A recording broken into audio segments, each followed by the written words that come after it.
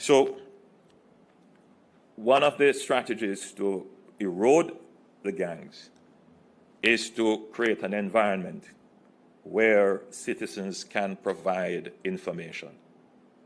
It is the information that is going to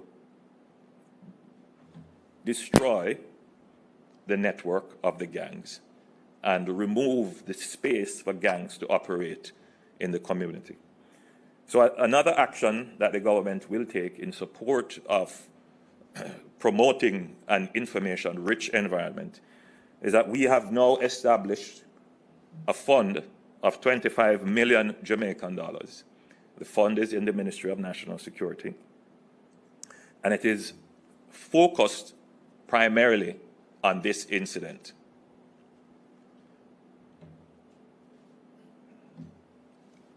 We will provide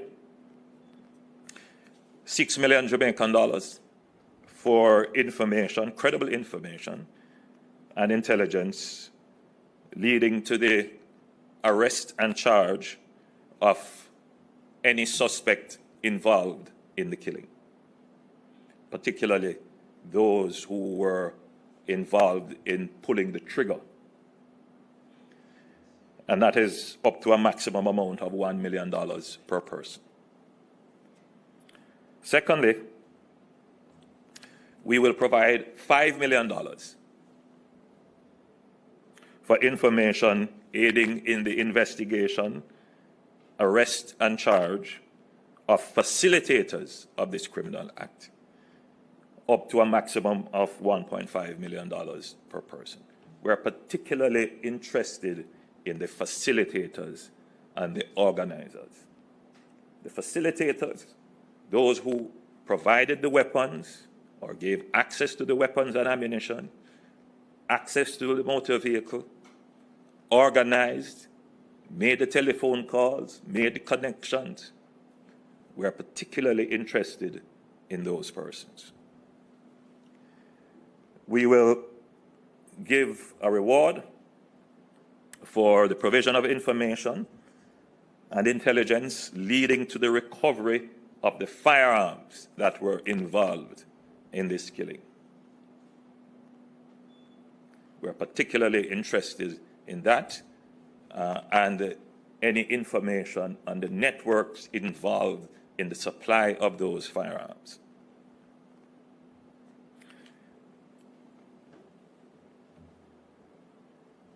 And we will provide $5 million for the supply of information and intelligence resulting in the securing of evidence, any form of evidence, against the gangs that were involved in this operation.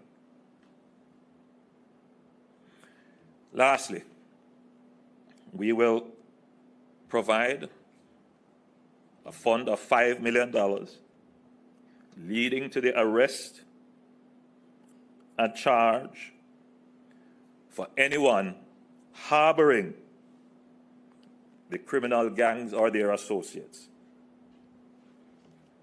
a maximum of $800,000 per person identified. So this is a $25 million fund that is aimed at increasing the pace at which information is flowing in for the investigation.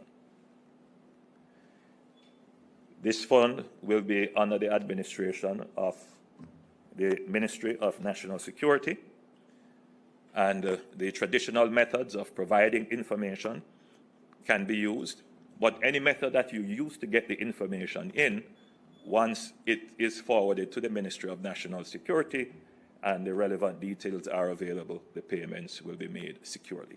I wish to remind you of the methods of contact to provide information to the security forces securely.